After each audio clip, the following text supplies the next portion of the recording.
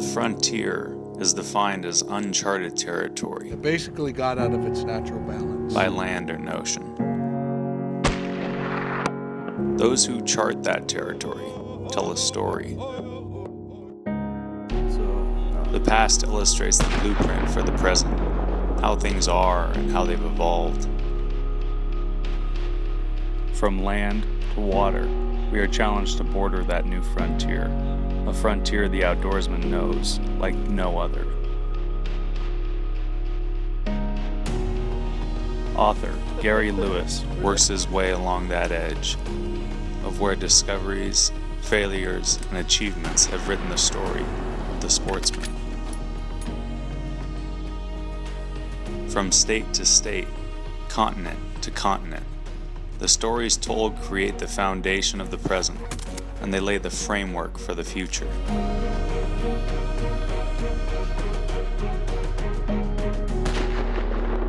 Through the muzzle fire and on the stone are stories from the edge.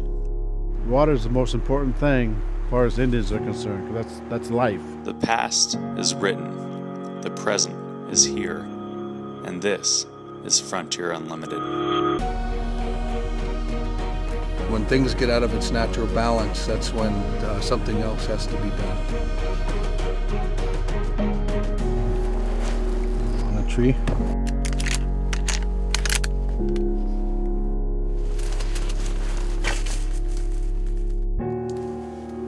I've been hunting and fishing with chisel for the last 3 years.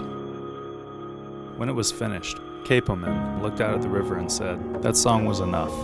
He nodded towards the boys and Matthew. "They'll get a bear tonight."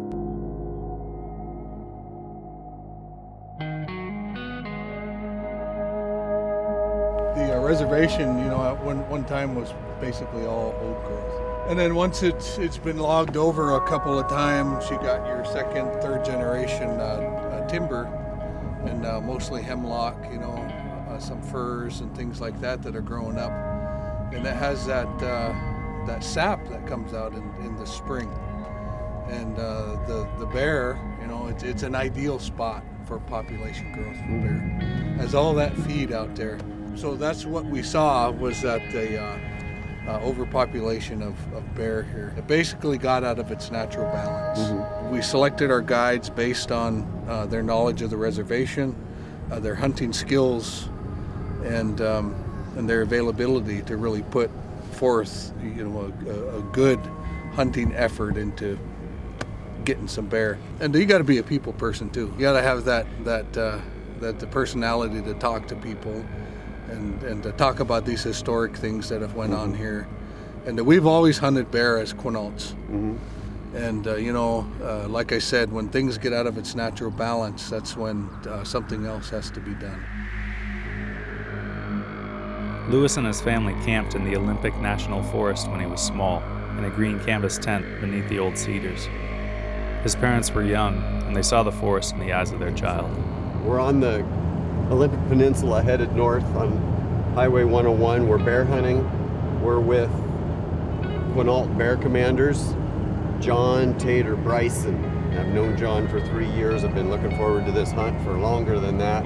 It's raining a little bit. We're gonna have rain off and on the next few days. I'm looking for a bear that has some attitude. I'm looking for a bear who's big. He's got a bigger head, ears on the side of the head, not on top of the head. That means we're looking for a bear that's 5, 6, 7, 10 years old or older. John Tater Bryson grew up in those big woods on that river. He is Quinault and Quileute, a fisheries technician, fishing guide, and owner of a company called Quinault Bear Commanders. Lewis and John first met in the big city where they were both at a place. Ooh, that's creamy. Trying to get it up high so the wind will carry it around. This is a butterscotch flavored mix that is an attractant, and it's really powerful. So is the stuff that he's spraying, and what we're trying to do is mask some of the human scent that we're bringing in. They're used to his scent. They're not used to our scent. We've actually had a big bear up in his tree one evening on camera. Wow, really? With the camera here, and there was a bigger bear down here. Bear up there was probably 250 pounds. So, Really? you know, there's some big bears in here.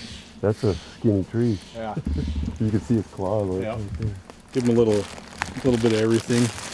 Brown bread, white bread, bagels, and throwing some donuts. Brown bread seems to have a little more scent to it, so I think it carries better. And you always got to throw in the garlic bread. Usually take some of the butter on a tree. See the big wide teeth marks on it? That's a big bear. You know they're big when they're spread that far out. You'll have to watch this bear too, it's a smart one. Last year it would come from the back Okay. and swat the barrel and turn it all the way around that way, and he'd eat from the back of it. No kidding. So he kind of knows the game. Interesting. The state says there are approximately 30,000 Go around bears a in little bit. Washington. Give him something to lick on. It's probably what that bear was doing, you know, that night the guy from Texas seen him. Mm-hmm. He was Oh, licking, yeah. you know, the syrup and stuff off there. Mm-hmm. There is no place with more bears than the Olympic Peninsula. Bryson maintains 25 bait sites. He sets up a few weeks before the first spring clients arrive.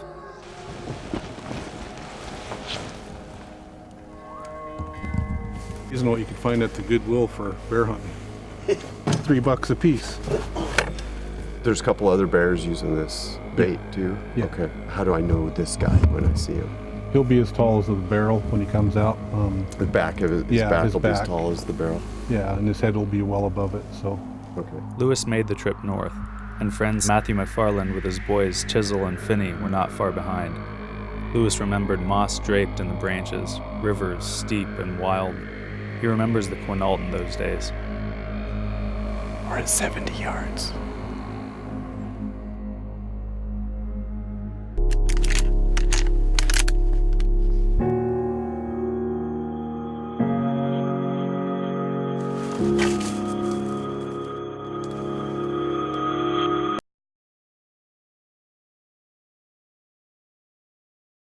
So that's what we saw, was that the overpopulation of bear here. We selected our guides based on their knowledge of the reservation, their hunting skills. Swat the barrel and turn it all the way around that way, and he'd eat from the back of it.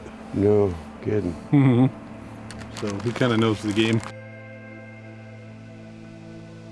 Lewis took off his watch so he wouldn't look at it, turned off the phone and bolted a cartridge into the chamber of the old Husqvarna with a Mauser action and slip stock, checkered and blonde.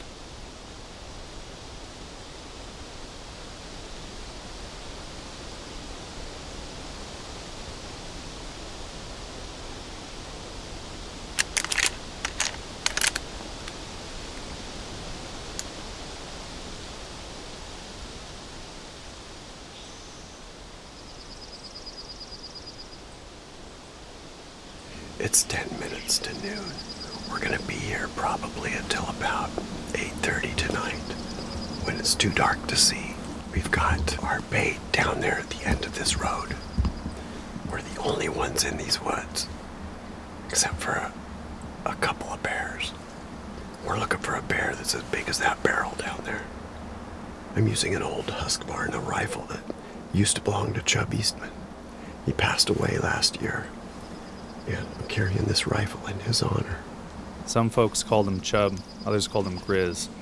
He was a Marine from Montana, and after a career that included Winchester, Leopold and Stevens, and Nosler, he was one of the country's foremost authorities on rifles.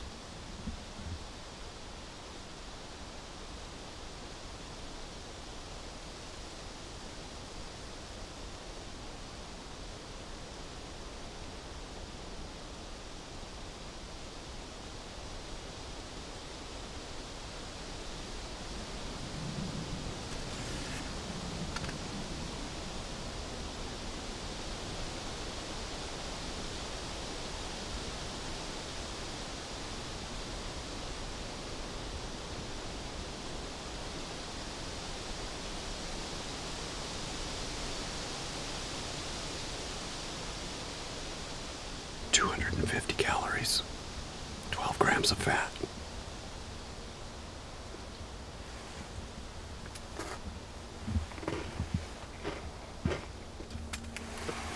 Miller's J's like bread.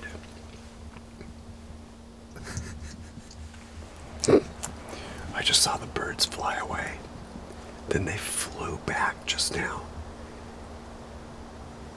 I'm always watching because we could have a bear circling us right now, circling this blind. And so there might be a sound that would cue me into where a bear is. It might be the actions of the birds that might telegraph the bear's presence. It really pays to learn about this before you come, because you're not going to get it all just from a quick orientation around a bait bucket. Big old fatty chipmunk.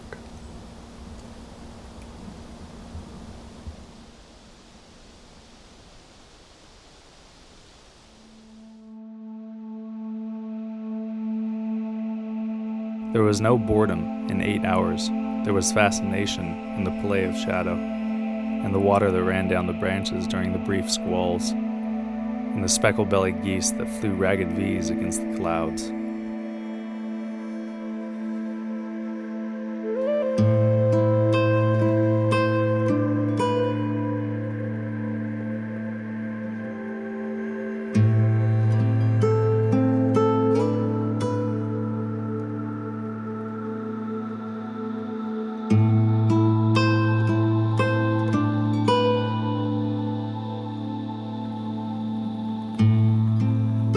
We've been in the blind now for almost 4.5 hours. And we see the crows and the ravens and the chipmunks. And that's about it.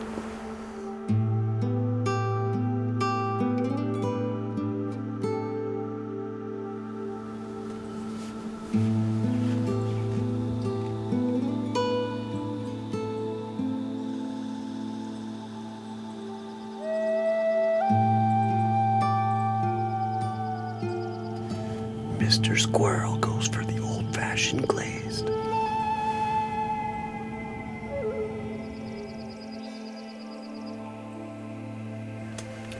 Bear coming from the left.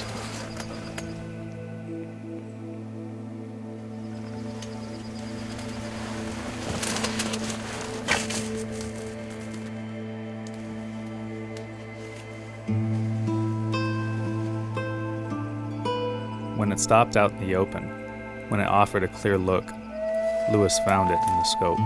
It looked towards us and found its shoulder in the crosshairs.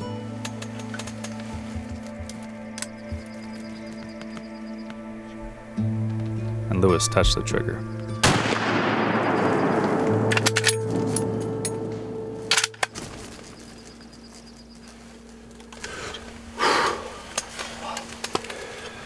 I was watching his attitude as he got closer to the bait he was walking. Looked like he was pretty solid through the shoulders. Looking around, not spooky. Looked like a pretty good bear. Looked like the bear to take. Look like I hit him pretty good. We're gonna walk in, see what we see if we can find him. The way of the black bear is the way of silence. It was a way that Chubb knew. Growing up in Montana, watching the bears for hours at a time, all alone with the rifle.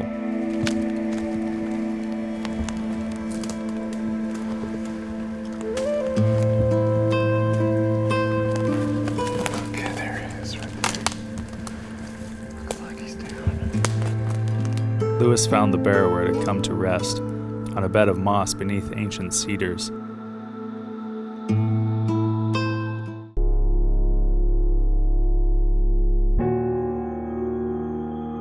I've been hunting and fishing with a chisel for the last 3 years, off and on.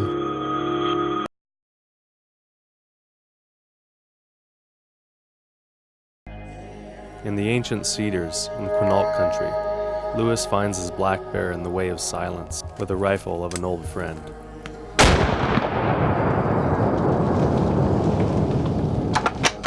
Lewis spent time in these woods as a child and wanted to see them once more through the eyes of a child.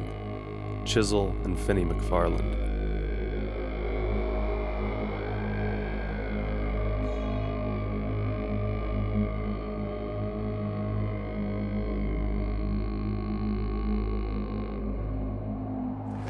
As the morning came, rain fell. Lewis and crew connected with GH unders in order to put to test gear designed to keep moisture out and dryness in.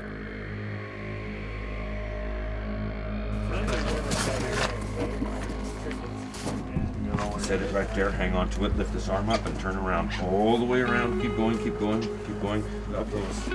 There you go. This would be yours. This is completely soaked, you see? Absolutely soaked. Hold your hand up like this. You will see the inside is dry. You should always stay dry. And if you're going to go and work or play in the woods, the moisture is the enemy for your skin, especially when you're working it. As the rains lighten up, the hunt starts. We're hunting with Chisel today, and we're a few miles away from where we hunted yesterday. We're on the edge of a timber harvest, working on a site that the bears have been to on a regular basis. We've got more light now. We're pretty close to the bait, and the wind is right so far. I think we've got a good shot tonight of seeing a big bear. Chisel, you're 13 years old. You just turned 13. You've never hunted bears before. Why do you want to do this? Because it's a new challenge. I've never really hunted bear. It was cool. It's cool to see them. Well, this is a good chance. We'll see what happens. So you take it right on the shoulder. I've been hunting and fishing with Chisel for the last 3 years, off and on. We fished for sharks.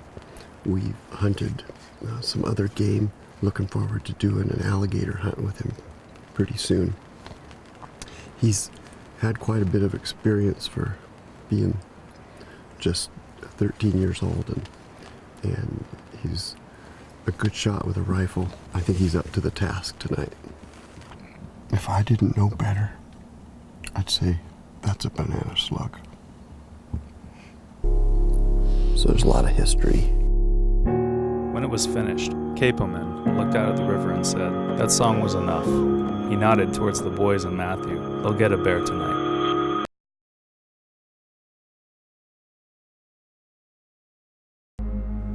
Under the ancient cedars in Quinault country, Lewis finds himself with Chisel McFarland, a 13-year-old from Central Oregon looking to learn the way of silence.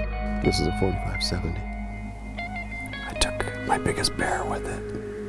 It's a cartridge that is based on a historic Round that was used by the soldiers in the Indian Wars and by buffalo hunters on the plains. So there's a lot of history in this big fat round that we're shooting out of this gun. I have it here because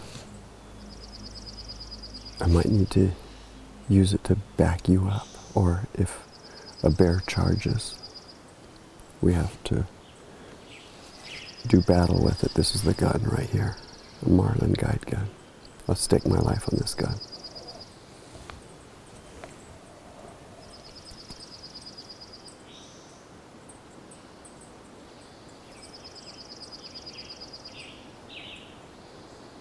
I like to have an oatmeal and raisin cookie because this is what a bear would eat if he could.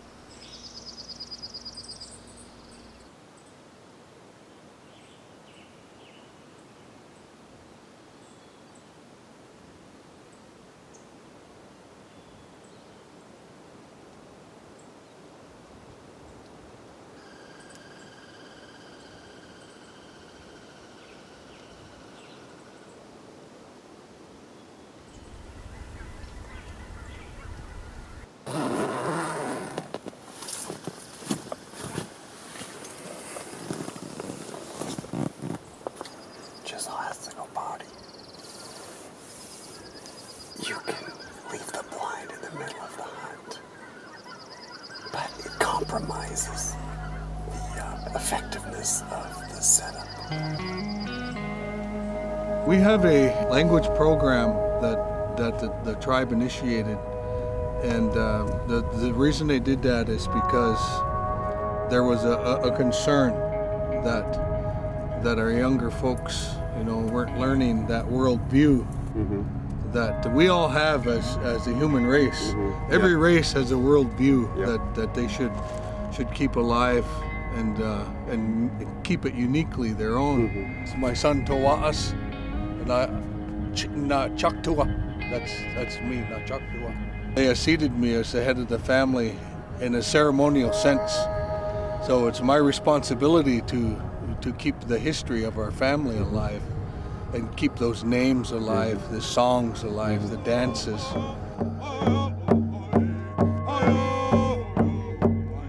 Capoman and his son James sang for us and drummed, a song reserved for their family passed down from generation to generation. Great-grandfathers had sung this song even before the coming of the boat. When it was finished, Capoman looked out at the river and said, "That song was enough." He nodded towards the boys and Matthew. "They'll get a bear tonight." And that evening, as darkness fell on the cedars, Finney, who had learned the way of silence, got his bear.